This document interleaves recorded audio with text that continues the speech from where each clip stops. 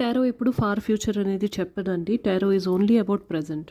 Okay, but మీకు ఈ question ఉంటుంది కొంతమందికి మైండ్లో, అలాంటి వాళ్ళకి మాత్రమే ఈ రీడింగ్. ఓకే, ఫ్యూచర్లో నా పర్సన్ వస్తారా అని మీకు ఒక క్వశ్చన్ ఉంటే మీ క్వశ్చన్ ప్రకారం నేను ఇప్పుడు డ్రా చేస్తున్నాను. బట్ నేను చెప్పాను కదా, టారో ఎప్పుడు ఫార్ ఫ్యూచర్ చెప్పదు. మనం ప్రజెంట్ ఎనర్జీస్ అబ్జర్వ్ చేసుకొని ఎనర్జీస్ ఎలా వస్తున్నాయని చూసి దాని ప్రకారం డిసైడ్ చేసుకోవాలి.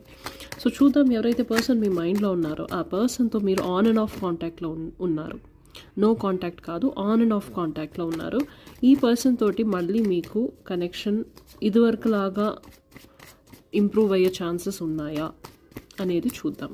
ఓకే, ఎవరితో అయితే మీరు ఆన్ అండ్ ఆఫ్ కాంటాక్ట్లో ఉన్నారో ఆ పర్సన్తో నియర్ బై ఫ్యూచర్లో కనెక్షన్ ఇంప్రూవ్ అయ్యే ఛాన్సెస్ ఉన్నాయి. ఆ పర్సన్ ఎనర్జీస్ ఎలా ఉన్నాయి, ఓవరాల్గా ఏముంది, అండ్ ఫ్యూచర్కి ఏం వస్తుంది. ఆ పర్సన్ ఎనర్జీస్ కరెంట్లీ స్టక్గా ఉన్నాయండి. వాళ్ళు ఏమి డెసిషన్ తీసుకునే సిచ్యువేషన్లో అయితే లేరు. మేబీ లెట్ గో చేశారు. కొంతమంది స్టక్గా కూడా ఉన్నారు, రిలీజ్ చేయలేకపోతున్నారు. అటు కాదు ఇటు కాదు, ఒక స్టక్ సిచ్యువేషన్లో మీరు కూడా ఉన్నట్టయితే కనిపిస్తుంది. మైండ్లో అయితే ఉన్నారు మీరు 24/7. మీరు వాళ్ళ గురించి ఆలోచిస్తున్నారన్న థాట్ వాళ్ళకి కూడా ఉంది. మీరు ఒక ఎమోషనల్ పర్సన్. ఓకే, మీకు మైండ్లో ఆల్రెడీ ఏదో ఒక ఇంట్యూషన్ అనేది వచ్చింది, ఇలాంటిది ఏదో జరుగుతుంది, ఇలాంటి డిస్టెన్స్ వస్తుంది మీ ఇద్దరి మధ్య అన్న ఒక థాట్ అయితే మీ మైండ్లో అయితే ఉంది. ఓకే, సో ఓవరాల్గా ఎనర్జీ ఏంటంటే హోప్ అనేది ఉందండి. ఒక కొత్త బిగినింగ్ అనేది పాసిబిలిటీ అయితే ఉంది ఫ్యూచర్లో.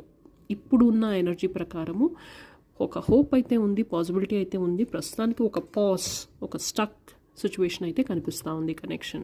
ఓకే, ఇప్పుడు మీ పర్సన్ ఎనర్జీతో మీకు ఇదే టైప్ ఆఫ్ రీడింగ్ కావాలి అనుకుంటే స్క్రీన్ పైన ఉన్న నెంబర్కి వాట్సాప్ చేయండి. ఫ్రీ రీడింగ్స్ కాదు. ఓకే, 199 రూపీస్కి నేను ఎనర్జీ రీడింగ్ అనేది చేస్తాను. క్వశ్చన్ రీడింగ్స్ కాదు. ఇప్పుడు నేను చేసిన ఎనర్జీ రీడింగ్ మీ పర్సన్ తోటి చేసి పంపిస్తాను మీకు వాట్సాప్లో. Thank you very much.